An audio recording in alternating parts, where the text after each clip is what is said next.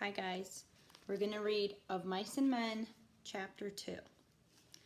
Looking for setting, looking for character development, looking for the mood. The bunkhouse was a long rectangular building. Inside, the walls were whitewashed and the floor unpainted. In 3 walls there were small square windows, and in the 4th a solid door with a wooden latch. Kind of boring. Against the walls were 8 bunks, 5 of them made up with blankets and the other 3 showing their burlap ticking. Over each bunk there was nailed an apple box with the opening forward so that it made 2 shelves for the personal belongings of the occupant of the bunk. And these shelves were loaded with little articles: soap, talcum powder, razors, and those Western magazines ranchmen love to read and scoff at, secretly believe.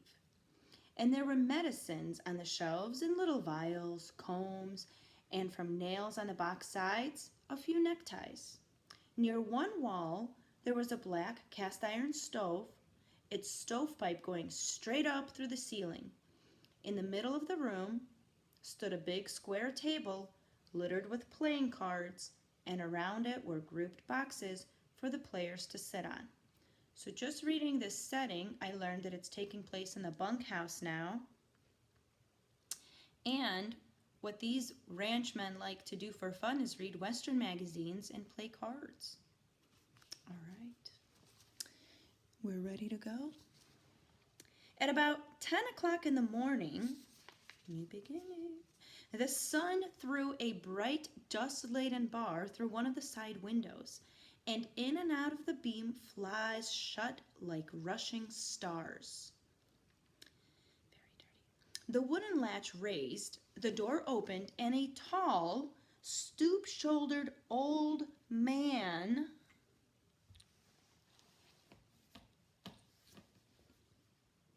came in. He was dressed in blue jeans, and he carried a big push broom in his left hand. Behind him came George,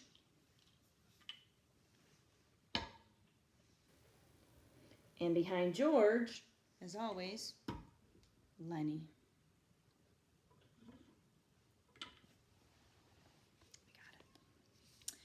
"Boss was expecting you last night," the old man said. "He was sore as hell when you wasn't here to go out this morning." He pointed with his right arm, and out of his sleeve came a round stick-like wrist, but no hand. "You can have 'em 2 bunks over there," he said, indicating 2 bunks near the stove. George stepped over and threw his blankets down on the burlap sack of straw that was a mattress. He looked into his box shelf and then picked a small yellow can from it. "Say, what the hell's this?" "I don't know," said the old man. "Says, positively kills lice, roaches, and other scourges." Gross. "What the hell kind of bed you giving us anyways? We don't want no pants rabbits." The old swamper shifted his broom and held it between his elbow and his side while he held out his hand for the can. He studied the label carefully. "Tell you what," he said finally. "Last guy that had this bed was a blacksmith. Hell of a nice fella, and as clean a guy as you want to meet. Used to wash his hands even after he ate." It's a good idea to wash your hands. "Then how come he got graybacks?" George was working up a slow anger. Lennie put his bindle on the neighboring bunk and sat down. He watched George with open mouth. Remember, he always looks up to George, and he's definitely childish. Something that I noticed already is the tone is pretty tense. I wonder if it's going to stay that way for the rest of the chapter. "Tell you what," said the old swamper, "this here blacksmith, Nada Whitey, was the kind of guy that would put that stuff around even if there wasn't no bugs. Just to make sure, see? Tell you what he used to do. At meals, he'd peel his boiled potatoes and he'd take out every little spot, no matter what kind, before he'd eat it.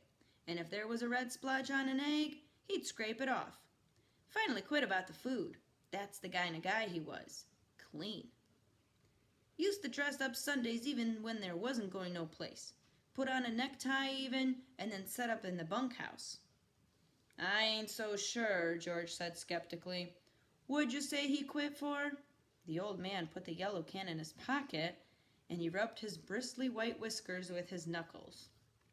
Why, he just quit. The way a guy will. Says it was the food. Just wanted to move. Didn't give no other reason but the food. Just says, give me my time one night. The way any guy would. George lifted his tick and looked underneath it. He leaned over and inspected the sacking closely. Immediately, Lennie got up and did the same with his bed. Notice how Lennie mimics George all the time. Again and again. Finally, George seemed satisfied. He unrolled his bindle and put things on the shelf. His razor and bar of soap, his comb and bottle of pills, his liniment, which is ointment for like back pain, and leather wristband. Well, in this case, it's lotion, but it'll be for that. Then he made his bed up neatly with blankets. The old man said, guess the boss will be here in a minute. He sure was burnt when you wasn't here this morning. Come right in when he was eating breakfast and says, where the hell's them new men? And he give the stable buck hell, too. George patted a wrinkle out of his head and sat down. Give the stable buck hell, he asked. I'm going to be at top of page 20. Little disclaimer. This is a book that was written in the 30s, so keep in mind that the language back then was slightly different, okay? And so black men were, to refer to them, people used the N-word, which now we don't do because it has kind of a very negative connotation to it. But in the book, they use it, okay? Notice that when it is used with lowercase n, it's not meant to be derogatory, but when someone uses it with a capital letter, like referring to someone, hey, you, okay, then it does mean that it's something negative. But this is the beginning of a sentence, so that's not negative here too. So when George talks to the old man here about the stable buck, someone in the stables takes care of the horses, okay, just keep in mind, they do not mean it in a negative way. They just mean it as a, a term for someone who's a black man. So just out of respect, I'm going to say black man. Sure, you see the stable buck's a black man. Black man, huh? Yeah, nice fella too. Got a crooked back where a horse kicked him. The boss gives him hell when he's mad, but the stable buck don't give a damn about that. He reads a lot. Got books in his room. That's so smart. Books, you guys. You should be reading books. Like this one. The hell of a nice fella. What kind of a guy is the boss? George asked. Well, he's a pretty nice fella. Gets pretty mad sometimes, but he's pretty nice. Tell you what. Know what he done Christmas? Bring a gallon of whiskey right in here and says, drink hearty, boys. Christmas comes but once a year. This is an effect on others. This is how the old man describes the boss. Hell, he did. Whole gallon? Yes, sir. Jesus, we had fun. They let the black man come in that night. Little Skinner named Smitty took after the black man. Done pretty good, too. The guys wouldn't let him use his feet, so the black man got him. If he could have used his feet, Smitty says he would have killed the black man. The guy said on account of the black man's got a crooked back, Smitty can't use his feet. He paused in relish of the memory. After that, the guys went into Soledad and raised hell. I didn't go there. I ain't got the poop no more. Like the energy. Lennie was just finishing making his bed. The wooden latch raised again, and the door opened. A little stocky man stood in the open doorway. He wore blue jean trousers, a flannel shirt, a black unbuttoned vest, and a black coat. Notice that he doesn't have working clothes. His thumbs were stuck in his belt on each side of the square steel buckle. On his head was a soiled brown Stetson hat, and he wore high-heeled boots and spurs to prove he was not a laboring man. Ignore his open shirt. The old swamper looked quickly at him and then shuffled to the door, rubbing his whiskers with his knuckles as he went. "Them guys just come," he said, and shuffled past the boss and out the door. The boss stepped into the room with the short, quick steps of a fat-legged man. "I wrote Murray and Reddy. I wanted 2 men this morning. You got your work slips?" George reached into his pocket and produced the slips and handed them to the boss. "Wasn't Murray and Reddy's fault. Says right here on the slip that you was to be here for work this morning." George looked down at his feet. You know how when you're guilty? "Bus driver give us a bum steer," he said. "We had to walk 10 miles. "That was 4, he lied. "Says we was here when we wasn't. We couldn't get no rides in the morning." The boss squinted his eyes. "Well, I had to send out a grain team short 2 buckers. Won't do any good to go out now till after dinner." He pulled his time book out of his pocket and opened it, where a pencil was stuck between the leaves. George scowled meaningfully at Lennie, and Lennie nodded to show that he understood. Remember, Lennie? Not gonna say a word. You think you will? The boss licked his pencil. "What's your name?"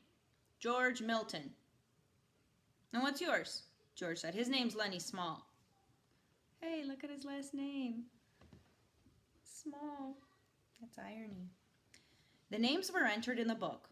Let's see. This is the 20th, noon the 20th. So that's when they were going to start working. He closed the book. "Where you boys been working?"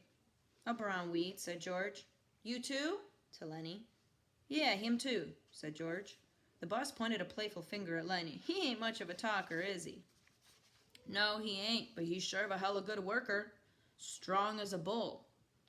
Lennie smiled to himself. "Strong as a bull," he repeated. "Oh, what did he just do?" George scowled at him, and Lennie dropped his head in shame at having forgotten. Excuse me. The boss said suddenly, "Listen, Small." Lennie raised his head. "What can you do?" In a panic, Lennie looked at George for help. "He can do anything you tell him," said George. "He's a good skinner. He can wrestle grain bags, drive a cultivator. He can do anything. Just give him a try." Look at how he talks up to Lennie. The boss turned on George. "Then why are you letting him answer? What you trying to pull over?" George broke in loudly. "Oh, I ain't saying he's bright. He ain't. But I say he's a goddamn good worker. He can put up a 400-pound bale." The boss deliberately put the little book in his pocket. He hooked his thumbs in his belt and squinted one eye nearly closed. "Say, what you selling? Like, what you got? What are you doing?" "Huh?" "I said, what stake you got in this guy? You taking his pay away from him?" "No, of course I ain't. Would you think I'm selling him out?" "Well, I never seen one guy take so much trouble for another guy. I just like to know what your interest is." I have this part underlined. Never seen one guy take so much trouble for another guy. Their relationship is vastly different. It wasn't normal back then. George said, "He's my cousin. I told his own lady I'd take care of him. He got kicked in the head by a horse when he was a kid. He's all right. Just ain't bright. But he can do anything you tell him." The boss turned halfway away. "Well, God knows he don't need any brains to buck barley bags. But don't you try to pull nothing over, Milton. I got my eye on you." "Why'd you quit in Weed?" "Job was done," said George promptly. "What kind of job?" We was digging a cesspool, like an open ditch for sewage." By the way, this is twice now that George is saying something and then it's ... ellipses, and he answers when people pause. They're lying. They're lying. All right, but don't try to put nothing over, because you can get away with nothing. I seen wise guys before, going out with the grain team after dinner. They're picking up barley at the threshing machine. Go out with Slim's team. This is Slim. Skinners are those who drive the, like the horses or the mules. And then everyone else puts barley on the... Slim? Yeah. Big, tall Skinner. You'll see him at dinner. He turned abruptly and went out the door. But before he went out, he turned and looked at a long moment at the 2 men. When the sound of his footsteps had died away, George turned on Lennie. so you wasn't gonna say a word. You was gonna leave your big flapper shut and leave me to do the talking. Damn near lost us the job. Lennie stared hopelessly at his hands. I forgot, George. Yeah, you forgot. You always forget. And I got to talk you out of it. He sat down heavily on the bunk. Now he's got his eye on us. Now we gotta be careful and not make no slips. You keep your big flapper shut after this. He fell morosely silent. George, what do you want now? I wasn't kicked in the head with no horse, was I, George? Be a good damn thing if you was, George said viciously. Save everybody a hell of a lot of trouble. Well, you said I was your cousin, George. Well, that was a lie. And I'm damn glad it was. If I was a relative of yours, I'd shoot myself. He stopped suddenly, stepped to the open front door, and peered out. Say, what the hell are you doing listening? The old man... Where'd he go? The old man came slowly into the room. He had his broom in his hand, and at his heels there walked a drag-footed sheepdog, gray of muzzle, with pale, blind old eyes. Oh, this actually looks like a sheepdog. The dog struggled lamely to the side of the room and lay down, grunting softly to himself and licking his grizzled, moth-eaten coat. The swamper watched him until he was settled. I wasn't listening. I was just standing in the shade a minute, scratching my dog. I just now finished swamping out the wash house. You was poking your big ears into our business, George said. I don't like nobody to get nosy. The old man looked uneasily from George to Lennie and then back. I just come here, he said. I didn't hear nothing you guys was saying. I ain't interested in nothing you was saying. A guy on a ranch don't never listen, nor he don't ask no questions. Damn right he don't, said George, slightly mollified, kind of like, all right, I'm calm down. Not if he wants to stay working long. But he was reassured by the swamper's defense. Come on in and sit down a minute, he said. That's a hell of an old dog. Yeah. I had him ever since he was a pup. God, he was a good sheepdog when he was younger. He stood his broom against the wall, and he rubbed his white bristled cheek with his knuckles. How do you like the boss? He asked. Pretty good. Seemed all right. Here, you guys can be together. He's a nice fella, the swamper agreed. You gotta take him right. Notice the boss was a nice fella, because he was worried that George was taking Lennie's money. Right? There you go. They're together.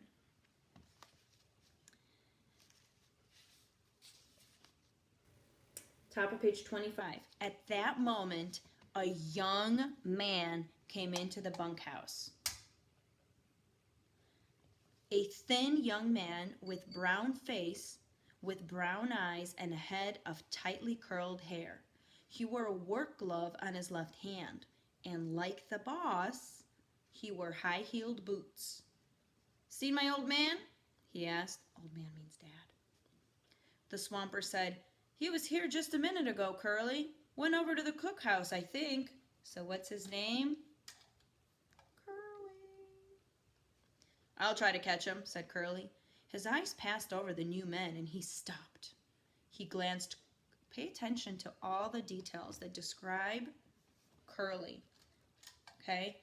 Not only his physical description, but also his words. What does that indirect characterization tell you?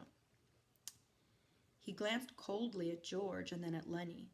His arms gradually bent at the elbows, and his hands closed into fists. He stiffened and went into a slight crouch, like a boxer. His glance was at once calculating and pugnacious. Lennie squirmed under the look and shifted his feet nervously. Curly stepped gingerly close to him, kind of noticed it. "You the new guys the old man was waiting for?" "We just come in," said. "Let the big guy talk." Lennie twisted with embarrassment. George said, "Suppose you don't want to talk." Curly lashed his body around. "By Christ, he's got to talk when he's spoken to. What the hell are you getting into it for?" "We travel together," said George coldly. "Oh, so it's that way." George was tense and motionless. Remember the mood? "Yeah, it's that way." Lennie was looking helplessly to George for instruction. "And you won't let the big guy talk, is that it? He can talk if he wants to tell you anything." He nodded slightly at Lennie, page 26. "We just come in," said Lennie softly. Curly stared levelly at him. "Well, next time you answer when you're spoken to." He turned toward the door and walked out, and his elbows were still bent out a little. George watched him out, and then he turned back to the swamper.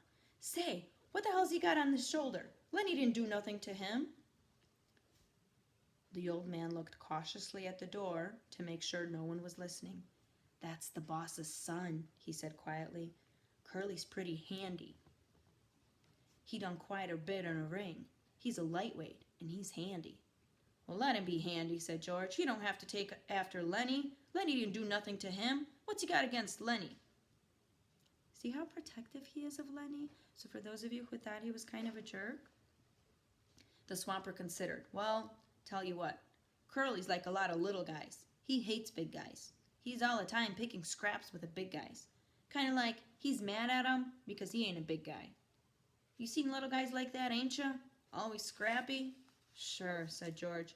"I seen plenty tough little guys. But this Curly better not make no mistakes about Lennie. Lennie ain't handy, but this Curly punk is going to get hurt if he messes around with Lennie. If..." Guys, look at this foreshadowing. It's blowing.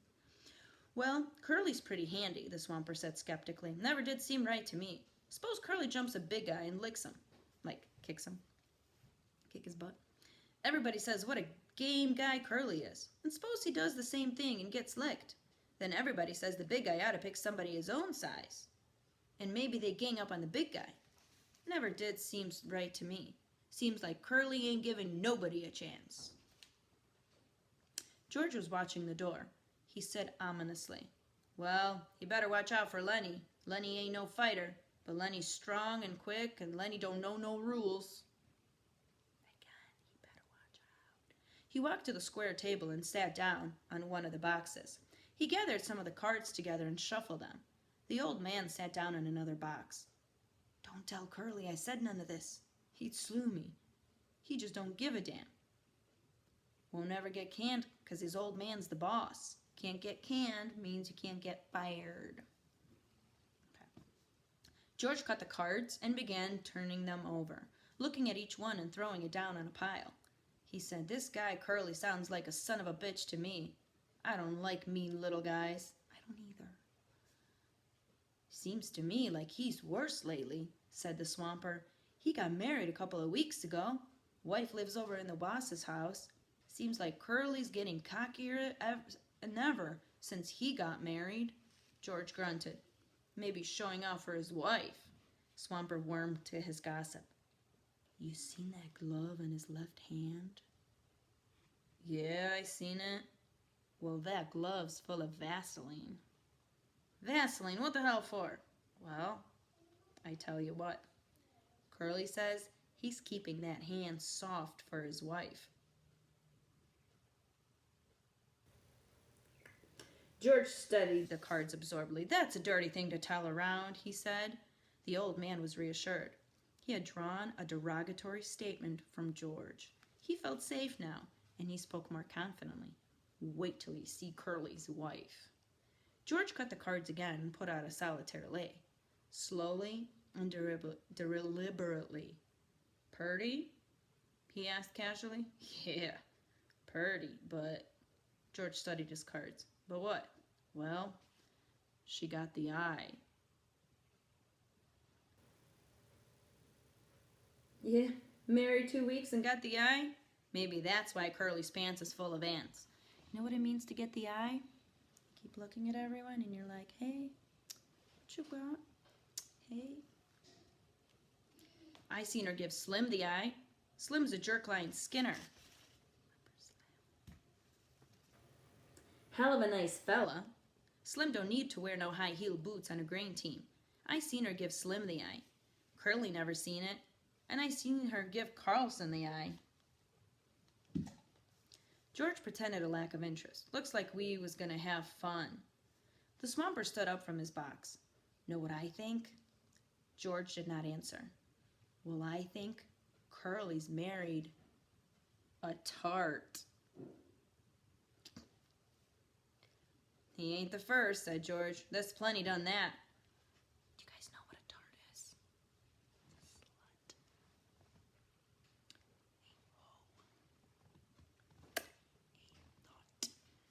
A slut. A tart. The old man moved toward the door, and his ancient dog lifted his head and peered about, and then got painfully to his feet to follow. I got to be setting out the wash basin over for the guys. The team's being a minute in before long. You guys gonna bark barley? Yeah. You won't tell Curly nothing I said. Hell no.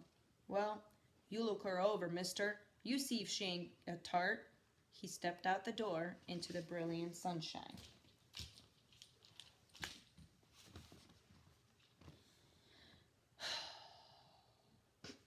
Bottom of 28. George laid down his cards thoughtfully, turned his piles of 3. He built 4 clubs in his ace pile. The sun square was on the floor now, and the flies whipped through it like sparks. The sound of jingling harness and the croak of heavy-laden axles sounded from outside. From the distance came a clear call. Stable Buck!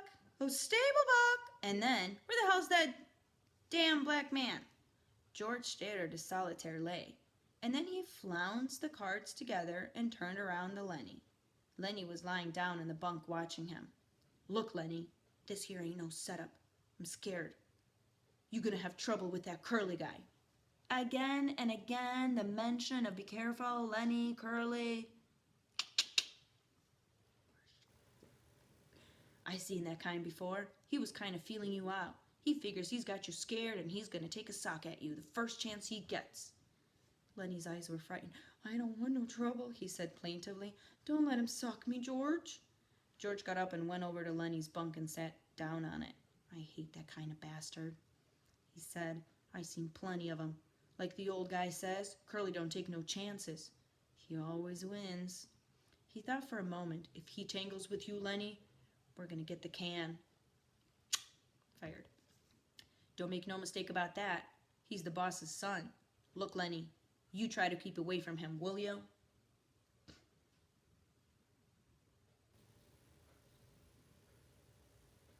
I always lose my spot, you guys. I'm sorry. Don't never speak to him. If he comes in here, you move clear to the other side of the room. Will you do that, Lennie? I don't want no trouble, Lennie mourned. I ain't never done nothing to him. Well, that won't do you no good if Curly wants to plug himself up for a fighter. Just don't have nothing to do with him. Will you remember? Sure, George, I ain't gonna say a word. The sound of the approaching grain teams was louder. Thud of big hoofs on hard ground, drag of brakes, and the jingle of trace chains, so the men are coming back. Men were calling back and forth from the teams. George, sitting on the bunk beside Lennie, frowned as he thought. Lennie asked timidly, You ain't mad, George? I ain't mad at you. I'm mad at this here Curly bastard. I hope he was gonna get a little steak together. Maybe $100. His tone grew decisive. You keep away from Curly, Lennie. It's like the 5th time I tell you. Sure I will, George. I won't say a word. Don't let him pull you in. But if the son of a bitch socks you, let him have it. Let him have what, George? Never mind. I'll tell you when. I hate that kind of a guy. Look, Lennie, if you get in any kind of trouble, you remember what I told you to do?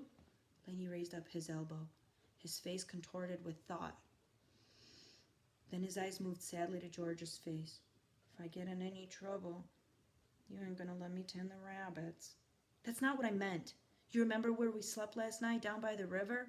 Yeah, I remember. Oh, sure, I remember. I go there and hide in the brush. Hide till I come for you. Don't let nobody see you. Hide in the brush by the river. Say that over. Hide in the brush by the river. Down in the brush by the river. you get in trouble. I get in trouble. A brake screeched outside. A call came. Stable Buck! Oh, Stable Buck! George said, say it over to yourself, Lennie, so you won't forget. Both men glanced up, for the rectangle of sunshine in the doorway was cut off. A girl was standing there, looking in. She had full, rouged red lips, a wide-spaced eyes, heavily made up. Look at the makeup on that. Tart. Her fingernails were red. Her hair hung in little rolled clusters like sausages. She wore a cotton dress, house dress, and red mules. Mules are high heels, on the insteps of which were little bouquets of red ostrich feathers. Now remember, they are on a farm. Good description for her. I'm looking for Curly, she said. Her voice had a nasal, brittle quality. George looked away from her and then back. He was in here a minute ago, but he went. Oh. She put her hands behind her back and leaned against the door frame so that her body was thrown forward. You're the new fellas that just came, ain't you? Yeah. Lennie's eyes moved down over her body as though she did not seem to be looking at Lennie. And though she did not seem to be looking at Lennie, she brittled a little. So George has the sense not to look at her. You're not supposed to look at tarts. Don't give him the satisfaction. But Lennie's like,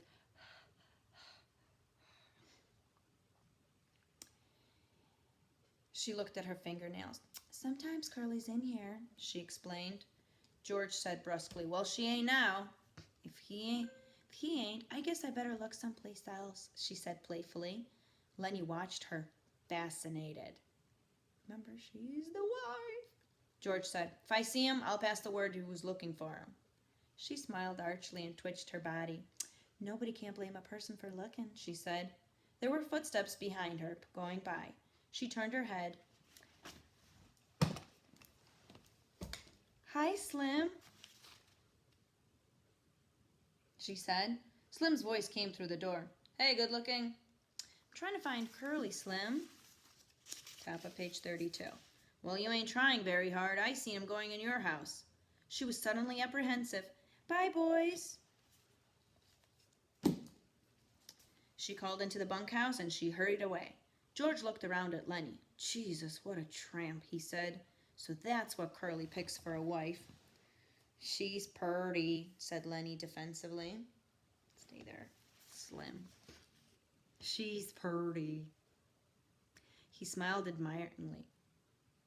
Yeah, and she's sure hiding it.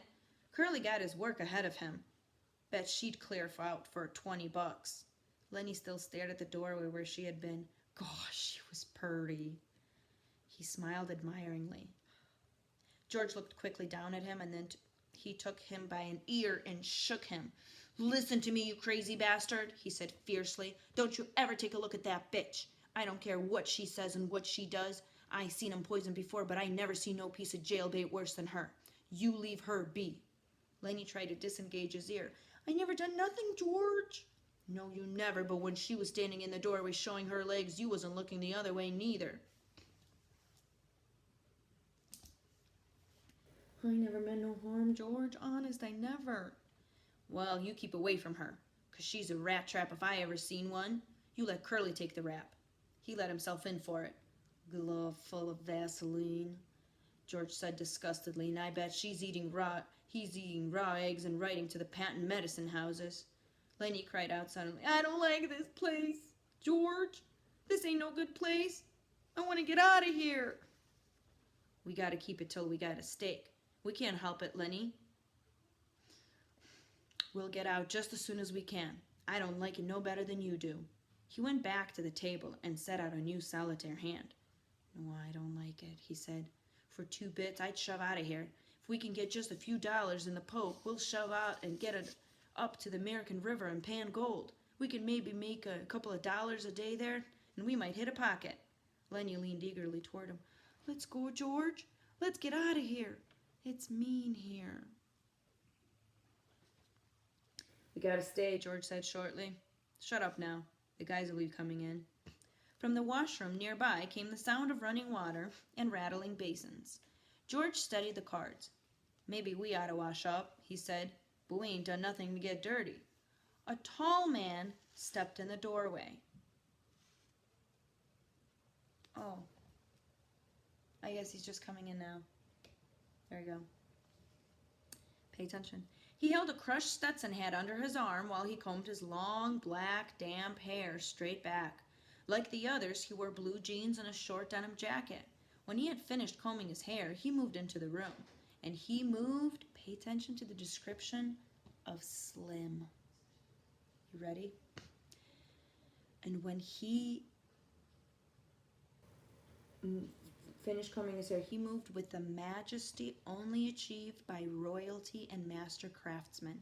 He was a jerk-line skinner, the prince of the ranch, capable of driving 10, 16, even 20 mules with a single line to the leaders. He was capable of killing a fly on the wheeler's butt with a bullwhip without touching the mule. Whoosh! There was a gravity in his manner and a quiet so profound that all talk stopped when he spoke. His authority was so great that his word was taken on any subject, be it politics or love. That will come back later. What Slim says goes. This was Slim, the jerk-line skinner. His hatchet face was ageless. He might have been 35 or 50. His ear heard more than was said to him, and his slow speech had overtones not of thought, but of understanding beyond thought. His hands, large and lean, were as delicate in their action as those of a temple dancer. He smoothed out his crushed hat, creased it in the middle, and put it on. He looked kindly at the two men in the bunkhouse. "It's brighter than bitch outside," he said gently. "Can't hardly see nothing in here." "You the new guys?" "Just come," said George. "Gonna buck barley?" "That's what the boss says." Slim sat down on the box across the table from George. He studied the solitaire hand. It was upside down to him. "Hope you get on my team," he said. His voice was very gentle. "I got a pair of punks on my team that don't know a barley bag from a blue ball. You guys ever bucked any barley?" "Hell yes," said George. "I ain't nothing to scream about, but that big bastard there can put up more grain alone than most pairs can." Lennie, who had been following the conversation back and forth with his eyes, smiled complacently at the compliment. Who doesn't want to be called big bastard? Slim looked approvingly at George for having given the compliment. He leaned over the table and snapped the corner of a loose card. "You guys travel around together?" His tone was friendly. It invited confidence without demanding it. "Sure," said George. "We kind of look after each other." He indicated Lennie with his thumb. "He ain't bright. Hell of a good worker, though. Hell of a nice fella. But he ain't bright. I've knew him for a long time." Slim looked through George and beyond him. "Ain't many guys travel around together." Remember that was said on page 22? He mused again and again. "I don't know why. Maybe everybody in the whole damn world is scared of each other." "It's a lot nicer to go around with a guy you know," said George. Powerful, big-stomached man came into the bunkhouse.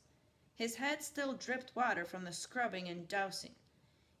"Hi, Slim," he said, and then stopped and stared at George and Lennie. These guys just come," said Slim by the way of introduction. "Glad to meet you," the big man said. "My name's Carlson."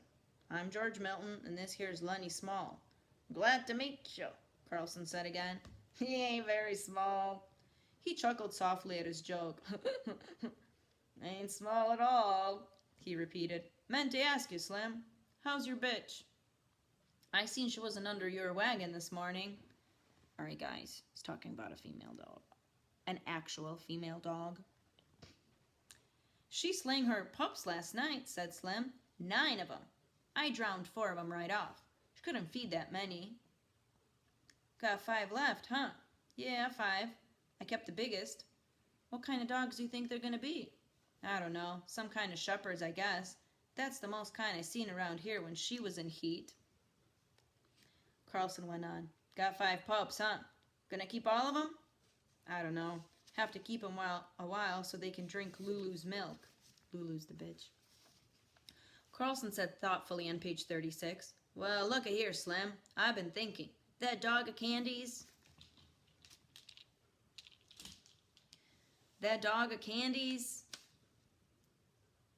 is so damn old he can't hardly walk. Stinks like hell, too. Every time he comes into the bunkhouse, I can smell him for 2, 3 days. Why don't you get the Candy to shoot his old dog and give him one of the pups to raise up? I can smell that dog a mile away. Got no teeth, damn near blind, can't eat. Candy feeds him milk. He can't chew nothing else." George had been staring intently at Slim. Suddenly, a triangle began to ring outside, slowly at first, and then faster and faster until the beat of it disappeared into the one ringing sound. It stopped as suddenly as it had started. "There she goes," said Carlson. Outside there was a burst of voices as a group of men went by. Slim stood up slowly and with dignity. "You guys better come on while there's still something to eat. Won't be nothing left in a couple of minutes." Carlson stepped back to let Slim precede him, and then the two of them went out the door. Lennie was watching George excitedly. George rumpled his cards into a messy pile. What do you think Lennie is thinking about right now? Think about what they just talked about. "Yeah," George said. "I heard him, Lennie. I'll ask him." "A brown and white one," Lennie cried excitedly. "Come on, let's get dinner. I don't know whether he got a brown and a white one." Lennie didn't move from his bunk. "You ask him right away, George, so you won't kill no more of them." "Sure. Come on now. Get up on your feet." Lennie rolled off his bunk. He stood up, and the two of them started out for the door. Just as they reached it, Curly bounced in. Ugh, what did I do? Oh well. "You seen a girl around here?" he demanded. Where's my Curly? Where's my Curly? Oh. You see a man around? You see a girl around here?" George said coldly. Oh, he demanded angrily. "About half an hour ago, maybe. Well, what the hell's she been doing?" "She doing?" George stood still, watching the angry little man. He said insultingly, "She said she was looking for you." Curly seemed really to see George for the first time. His eyes flashed over George, took in his height, measured his reach, looked out at the trim middle. "Well, which way'd she go?" he demanded at last. "I don't know," said George. "I didn't watch her go." Curly scowled at him and, turning, hurried out the door. George said, "You know, Lennie, I'm scared I'm going to tangle with that bastard myself. I hate his guts. Phew, come on. They won't be a damn thing left to eat." They went out the door. The sunshine lay in a thin line under the window. From a distance, there could be heard a rattle of dishes. After a moment, the ancient dog... Oh, go out to there. They're going to eat food.